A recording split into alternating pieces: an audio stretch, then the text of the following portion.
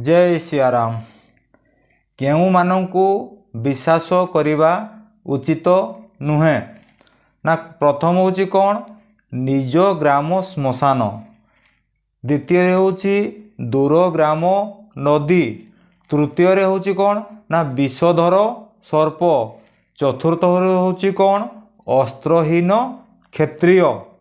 आ पंचम होची असती नारी बा दराचुरणी स्त्री,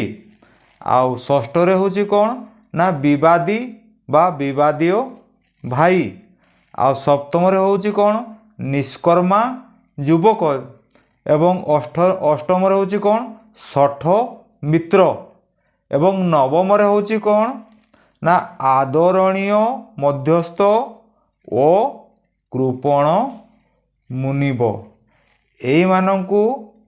आपण केबे विश्वास